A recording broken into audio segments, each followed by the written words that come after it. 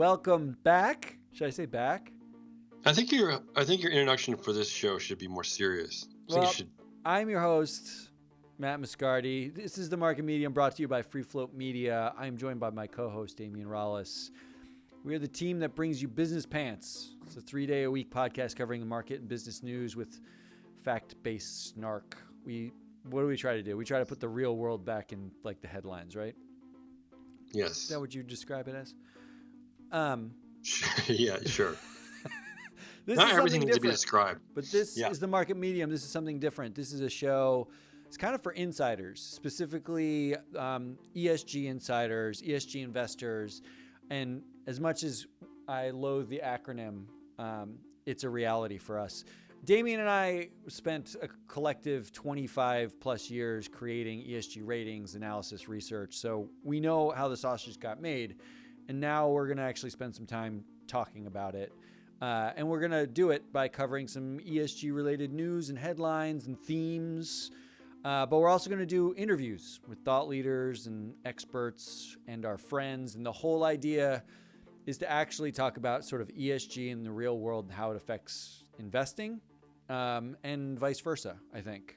All right. Am I capturing it? Is that good for you? Can we do some debate shows? I want to hear some debates in this space. We It's will. always like Well, everyone's always agreeing with each other. I agree with nobody. So I'm happy to debate everybody that I Some ever met. vitriol.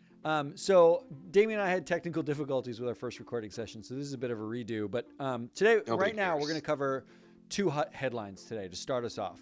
We're going to do some shop talk, where we're going to talk about YouTube releases its earnings, and we're going to talk about cronyism and what it means. And then we're going to do a segment that we call Ask an Analyst, and we're going to talk about coronavirus. So the idea here is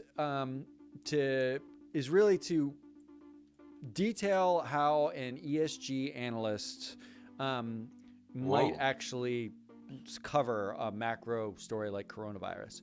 So if you like what you hear, this is the Market Medium. If you like what you hear, we want you to subscribe and rate us and go check out Business Pants, our other show. If you have questions or you want to be interviewed, we are looking for thought leaders in ESG and ESG related fields. We've got some friends at KKS Advisors.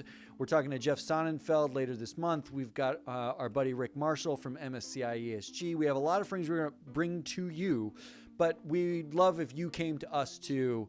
And most of all, share this with your friends because we need their earbuds. So, Damien, let's do some shop talk, shall we? Yeah. So what do we got on the plate? This is what I did this week, Matt, for our new show. Is that I looked over all of our stories and headlines. And I tried to group them into like 3 different conversation piles. Okay. I love conversation piles. So these are our conversation piles. The first one, as you pointed out, is called Shop Talk. So this is just basically we go inside our industry. Today's topic is YouTube, the YouTube disclosures, and then we're gonna talk about it. We're gonna talk about how this relates to our field, to ESG. So Google broke out the numbers for YouTube and its cloud business for the first time on Monday. YouTube ads generated about $15 billion in revenue in fiscal 2019, compared with $11 billion in 2018. Google's cloud business generated $9 billion in revenue. These numbers, I don't know if these numbers are that important. The move toward greater transparency, that's the important story here, comes don't forget, during the new leadership at Alphabet under CEO Sundar Pichai, this being his first earnings report. So in this way, it's notable news, but there's a lot more to talk about here. And this is how we're going to characterize this conversation is, does ESG have a different disclosure standard? Do you want to kick this one off? Yeah. Because I think the key part of what the headline is that this is the first time. Like how long has Google owned YouTube? YouTube? It's got to be at least a decade, I think. I mean, yeah, you're talking about 10 years at least, right? Like 2006-ish, maybe 13 years. Yeah. So they've owned them for this long, and no investor has actually known whether or not YouTube is profitable or how big it is, how much money it makes. It all just gets lumped in. And this stood out to me not as like an ESG story, but the double standard that ESG is sort of held to. Because when I think about, I mean, it's sort of a short point because analysts make estimates all the time about the size of certain businesses, right? Like, I read news that this was likely to put pressure on Facebook to talk about Instagram's revenues, and Microsoft to talk about Azure's revenues sort of separately, to start breaking out. These are the largest companies in the world, and you don't actually know how much money they make from some of their largest revenue segments within the companies. It all kind of gets lumped in together. But investors for a long time have speculated how much YouTube and Instagram made. And I guess the question is, like, within ESG, is there just like a psychological barrier that for some reason we're happy to estimate YouTube revenues, but we complain endlessly that ESG data isn't good enough or detailed enough, and we can't rely on estimates of carbon? Like, what is that? What is that about? Is there a double? Do you think there's? I think there's a clear double standard here to me, but I'm biased. Yeah, this is like the new versus old thing in my fun analogy of Scientology versus like Catholicism. I just think it's like the new kid on the block gets picked on. I don't know why. It's like human nature or something, but yeah, you're absolutely right. There's something about these new types of real world data that ESG, researchers are providing that pisses people off. I don't, maybe because they didn't think of it first, maybe because they don't realize that it comes from public filings. I don't know. Who knows why? But the answer is yes. There clearly is a double standard. I mean, I talked. So one of the interviews that we're going to release, I talked to Sakis at KKS Advisors, and we sort of talked about this topic. He did a paper with George Serafeim back in, I don't know, I want to say September, maybe a little bit earlier. And the paper sort of detailed, it talked a lot about the lack of sort of standards and the chaos of data in ESG. Well, sure. Yeah. It's a new field. Yeah. But it just strikes me that like it's almost like the ESG community, and even like the ESG interested, it's like the bi-curious ESG community uses the lack of a standard or a comparable data set as an excuse to not use any of it or to minimize it in some way. Yeah. But you would invest in Alphabet. I mean, Alphabet made $20 billion last year, and 15-ish billion is YouTube. That's not an insignificant amount. That's like almost 10% of their revenues come from one segment, and you had no idea until they just told you. Yeah. No, I know. It's a revenue figure bigger than all of Viacom. So if you've got, that's shocking, actually. If you've got like carbon numbers for 60% of the universe you're investing in, and you have to estimate 40%. Is that really different from having to estimate how big YouTube is or Instagram is as a revenue driver? Because those are big core products. Yeah, I think if anything, it's a point to begin to demand from the market that there's more disclosure. But I don't think it's a point to throw out what's already been disclosed. I think that's ridiculous. It makes me think that like we're basically looking for a reason not to use ESG data, rather than looking at the data and saying more data is better for decision making. And if I have more data, I could probably make more decisions. And well, it's almost like it's like ESG or not. It's like someone who repairs typewriters dealing with the personal computer world, right? And like being like, what do we need? What do we need personal computers for? We can. They don't all have the same calculate. I don't know. It's like, you know what I mean? It's like they didn't come up with it. They're not trained in it. They don't know how to talk about it. They're worried that so many more people are investing in it. And, I think that's what it is, isn't it? It's like it's a sales game. Can I That's just how say I. your analogy game today is hot? Thank you. Uh, so I think it does. I also think politically it's a left right thing too, but that's a whole nother story. I think that there's a little bit of a liberal versus conservative thing going on with With like, old old world market data representing kind of the the old stuffy Rockefeller, and new world market data representing a woman run company, I did talk right? about that with Sakis. He made the good point. Because we were talking about the fact that like the data we rely on, the standard we rely on, took 150 years to develop. Like it was Yes, from like yes, railroads, right? Like you're talking about a long time. And he was talking yeah. about like the credit markets took 25 or 30 years to even agree what the credit rating should look like or should represent and how it should represent it. Um, But so even with that said, we still don't, like, if we looked at all the companies all together, we still don't have the same accounting standards for all the companies. Well, that's the thing. I mean, like, so the Supreme Court actually recognized 19 different variations of GAAP.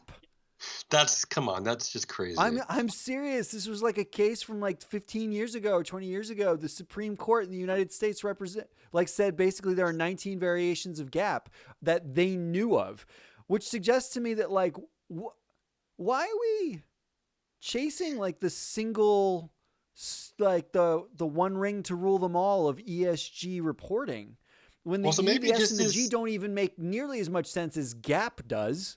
So maybe it's just as simple as like data and analyst provider competition. Or maybe this is all this is just a competition. Well, I think it's just so that disclosure standard is so it disaggregates like the data and this thing that the markets sort of define themselves at from what the real world is actually what's actually happening in the real world, right? Like Yeah, it's yeah. easy for us to be like the data's not good enough, but if we just looked at the real world and said we make decisions all the time with incomplete data, like when you go grocery shopping, do you have complete data about how much a thing costs to make and where it I came wish I from did. and the I would supply love that. chain and the I want farmer? that. Do Oh you my know the God, I would name of love the that. cow that you bought, you know? Put it on the label. I would love that. I really would. But I mean, it just seems like a method to disaggregate the point of what ESG is, which is Well, so effectively maybe to reconnect the real world to investing and show how they interact. Well, so maybe we've stumbled on the truth here is that because we keep talking about, this new age of the stakeholder, maybe there's something about making this, making a whole new set of data that's just understandable to the normal person, that they're suddenly going to be able to make investment decisions based on, real world data points that everybody understands. Maybe that frightens your typical, investment professional. Yeah, you mentioned this on Business Pants. I think the idea of like a stakeholder nutrition information is fascinating in investing. I think it's a I think you came up with a brilliant idea. Oh, thank you. I Finally. mean, I don't often think you're brilliant, but I do think that was pretty good. But speaking of the real world, I want to pivot a Speaking of little bit brilliant. Yeah. because I think this disclosure standard is not going to go away, right? And I think as long as there's an acronym, it's going to be a problem. But we can talk about that another There, time. I absolutely agree. Um, Acronyms ruin everything. really, acronyms kill everything. Looking at you, NASA. But I want to pivot and talk about something real world, which is cronies, Oh yeah. because you actually found some happy crony headlines. I feel like Okay. No. Oh no. No. Okay. I'm gonna. Okay. they're not Here's what I'm they're gonna not do. happy. None of the crony headlines are happy. They all suck as usual. But I found like a silver lining at the end, because that's what I like to. I like to play the optimist to Matt's pessimist because it's just natural. So I'm going to walk you through the cronyism headlines, and the one that got me started to think about all this was the one out of Malaysia. So there's a new, I mean, he's not really that new. The prime minister in Malaysia has been there for 2 years, and essentially he was elected on the promise of reform to state-owned companies, right? Um, but the reality is, of course, is that nothing has changed. He's done nothing to chip away at this cronyism, and it got me thinking, like, what the hell could he do anyway, really, right? And then there's another story out of Korea. The Korean Air CEO, his mother and younger sister of all people come out and support him, and it reminds us of sort of the trials and tribulations at the fictional family on HBO Succession, the new feud and the Murdoch family. So it's another set of cronies fighting for their power. And then the biggest, best story and closest to our heart The croniest is, story of them all. yes, the one that we love to follow here, which and everybody should be following because it's important. Is that Facebook has a new director, Matt, and this director has been described in two different ways. One as a close friend, and two as a longtime friend of Mark Zuckerberg. Yes, it's Dropbox CEO Drew Houston. Zuck's good buddy is joining the board, and it drove me a little crazy. I know I'm naive and I'm stupidly optimistic about things, but Yeah. I don't get living in the year 2020, being Mark Zuckerberg, being at the helm of a company like Facebook, dealing with, people are attacking it from every direction. As we pointed out, even horror author Stephen King is quitting Facebook and asking all his fans to join him. There are, big antitrust movements looming, and Zuck can't even appoint dissenting opinions to his own board because he already has complete power over everything, over the whole board, the vote, the company, and he can't even appoint people who might just make him scratch his chin and say, maybe that's a good idea. I just don't get it, Matt. Yeah. So the question then is, can you actually do anything about it? And the short answer with Facebook is no, right? Like that. No, okay, so yeah, well, we'll see because we were talking about uh, Alphabet, wondering why are they suddenly disclosing this information about YouTube, and then you thought, maybe they're going to spin off YouTube, and we talked about, yeah, maybe their brilliance lies in getting ahead of antitrust, whereas Zuck is pulling a Trump and just kind of building his wall even higher and sitting on his high school diploma and saying, look at me, I'm a Wow. genius. But okay, so here's the silver lining I found. There's another report out about women in leadership in U.S. corporations. This one from Equilarge. It's kind of the same old news for the most part. Slight uptick in board seats held by women from 19% in 2015 to 26% last year, but that women in CEO or chair jobs is flat. It's still hovering around 7%, which is pathetic. But here's the silver lining: is that women have increased their roles in committee leadership positions. So, and here's the key one.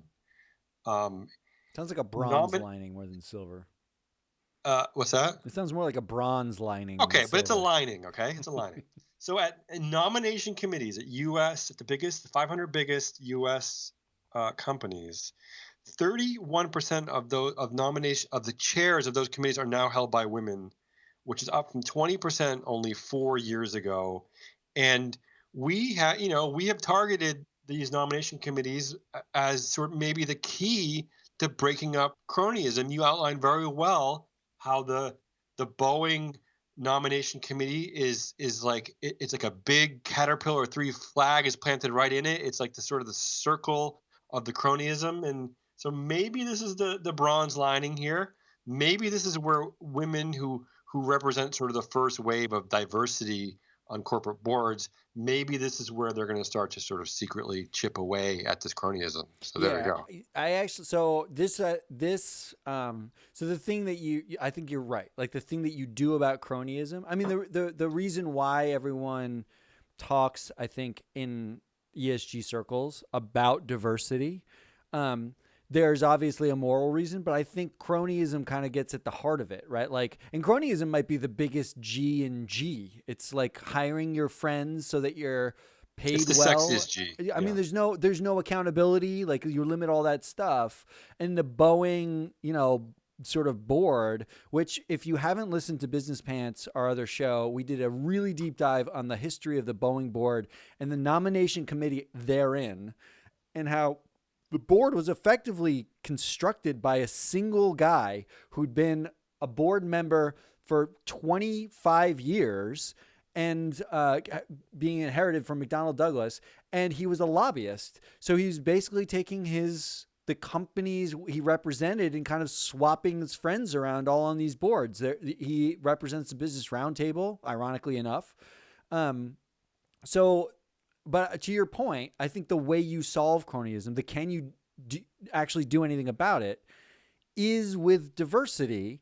And I think there's a Trojan horse here that is the nomination committee is one Trojan horse because the numbers that we had talked about earlier, 30% of the nomination committees now in the U.S., the chairs of those committees are women, which is up from the past. And it also seems like some level of, I don't mean this to sound reductive, but it's like when you have a woman who's the head of HR and she's the one in your C-suite, it's like this tokenism. Like on the board, it's like, oh, you can share the nomination committee because we're doing the diversity thing now. But it's a sneaky actual way I love it. To get diversity. It's like the unintended consequences. You're going to break up your all white male board. Like, yeah, they sort of unwittingly stumbled into this, kind of like how the Business Roundtable might have unwittingly started a stakeholder revolution by pretending to support it. I mean, you're right. It's brilliant. The chairs of audit committees and compensation committees women, there's been an uptick there, but it's small. It's not, but nomination committees, you're right. It does mirror head of human resources, and it's a big gain, and I bet the gain continues, and I bet it leads to meaningful changes. It increases pipelines and all the good things. So yeah. And we just saw. There's an article circulating, but we just saw at H&M, the fast fashion clothing company, their new CEO was the chief sustainability officer of H&M. And this is how the sort of the sneaky backdoor can work, the unintended consequence, because what's happened at a lot of major companies is they've made women sort of heads of sustainability because, I don't know, women wanted it more, men didn't. It was not seen as a serious job for a very long time. But actually, women are now sort of occupying a role where there's a massive consumer movement and investor movement around sustainability. And the sustainability office means more than it ever has. And you see your first company actually see a woman rise from a sustainability officer to head of the company. Imagine on two fronts, right? You have more women as sustainability officers at companies, and you have more women as the chairs of nomination committees on boards. The way you tackle cronyism is going to be accidentally inserting women into places that you didn't care about that now matter a lot when it comes to constructing your boards and your company profile. Yeah, I'm not sure Business Roundtable signed up for that one. Like that women would be at the gate opening the door to the stakeholders coming into the company. I think that's cause Business Roundtable. You just won. Capitalism. Let's move on. So I want to move into a segment that we're going to call Ask an Analyst. So just for the record, you and I were both analysts for many, many years. Yes. Different places. Still, you know what? Just because we're not working for a big entity anymore doesn't mean we're not anymore. Okay? Actually, I'm doing more analytical work now than I did as a highly paid analyst. Yeah. Well, you're an executive director, so I don't know what you were doing. You were pushing pens around or? No. I just change people's lives with the stroke of a pen. I don't push the pen around. But this segment is meant to, we want to open up the floodgates to, if you have questions about ESG, you want to know how the sausage got made. We both worked at MSCI, but we actually know how a lot of the other companies work. We know a lot about the standards. Damien was a governance expert. I spent a lot of time doing content across all the ESG. I led a lot of the content at MSCI ESG for a long time. But I also came with a background in finance, Damien came from a background in stuff, but we effectively were experts in this space, and we want to open the floodgates. If you have questions, how would an analyst view this? Let us know. So we're gonna prompt this. We're gonna start this off, because we have been talking about this all week on Business Pants. It's the story, right? Unfortunately, and I am a little sick, so maybe it's. Yeah, I'm glad we're doing this remotely. Maybe it's apropos. Yeah. So here's the question. Yeah. How would an ESG analyst look at coronavirus? Yeah, I mean, is this an ESG moment? Could it be? Maybe everything's an ESG moment. That narrows it down. So, I mean, no, really, like I was thinking about this before, and I was like, maybe that's what ESG really is. It's like it's a way to react quickly to real world events, right? Because we're the only ones in the field who are we're creating the most data points, right? We're just like in the new, right? We're the outside the boxers, right? So maybe ESG analysts are the best suited for this kind of thinking. Well, I think the way coronavirus feels like an ESG moment to me is actually so we talked about Google's earnings, like Alphabet's earnings, and breaking out YouTube. Those earnings that they broke out were for 2019. All the earnings calls that are going on right now, it's earnings season. All of those issues are last year's numbers. They're effectively telling you how much they made, what they did, and then some plans for going forward and how proud they are of the numbers that they hit effectively. What ESG does sort of, which makes it confounding, I think, when it comes to what the data is and what it means and how do we look at this and what the models should look like and all that stuff. When we're looking, it looks forward, right? Like there is right. Maybe that's what makes people uncomfortable about it, right? Yeah, you're right. It's kind of it's long term. It's like planning. You're right. It's looking forward. Like that YouTube made not just relying on what was done well in the past. Right. That YouTube made $15 billion last year is great. But the question that ESG asks is, can it continue to make $15 billion or more 2 years from now, 5 years from now, 10 years from now? And what are the factors that could influence that? So coronavirus is sort of perfect for that, right? Because in a way, this is not the first time we've seen like a pandemic at all, right? Like we saw SARS and we saw MERS and all the RS H1N1 mad cow, all does that syndromes, count? The bird flu and all that stuff. Y2K, is that Y2K? I think we saw that one coming. But this is where ESG sort of adds some value. So what I did here to sort of show it is I wanted to show sort of like because I think the biggest benefit to ESG is sort of the realization that over a longer term, the economics lose to physical reality. And coronavirus is like a nice manifestation of that. This should be the moment that we should be having is, oh shit, non-traditional data, alternative data matters as much, if not more in some cases, than looking at YouTube's gross revenue for the first time ever, right? Like we can get more information from this other stuff. So here's what I did. This is all publicly available data.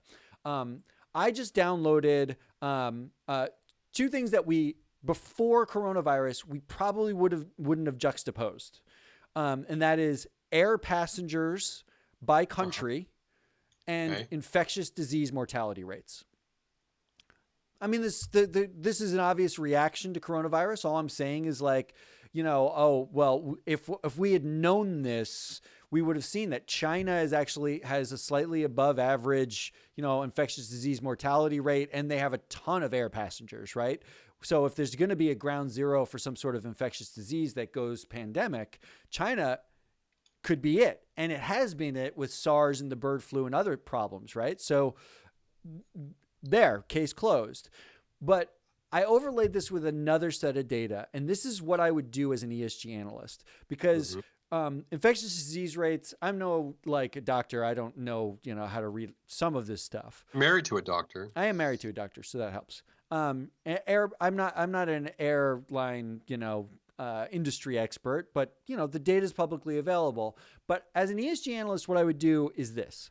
I went to World Resources Institute, shout out to them, because they produce amazing data on like water basins and flood risks and climate change related stuff. I downloaded their data around flood risk, river flood risk due to climate change. Effectively, how large of a population could be affected by increased flood risk at these along rivers because of extreme weather events.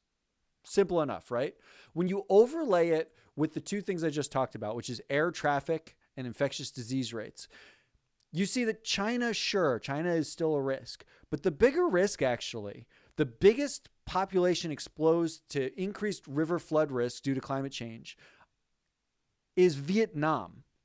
Right. And the reason why this matters is because the World Health Organization has been putting out all sorts of papers about, and we've known for a long time, in extreme monsoons, you see higher levels of malaria in India because there's more standing water. There's sewage disruption, right? Like the sewage gets everywhere if there's an extreme weather event. So effectively what you're saying is the infrastructure isn't there to deal with this. You're increasing the probability of infectious disease. And Vietnam actually has a significant amount of air traffic. Here's the kicker. As an ESG analyst, this is what I look for. The biggest winner in the Trump trade war was... I know the answer to this. Tell me. Want me to... Well, supply chain wise, it was Vietnam. A lot of the supply chain moved directly to Vietnam. It was Vietnam. U.S. imports from Vietnam rose almost 40%, but a huge number of companies actually shifted supply chain manufacturing. That the people who make the shit we buy is increasingly coming from Vietnam as we moved out of China.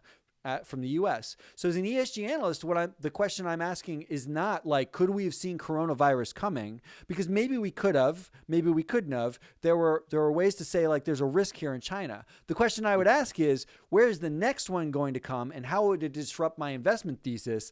And the next one, that we might have just kicked the can down the road to Vietnam in a very weird way. That would be my takeaway, and that would be what I wrote about.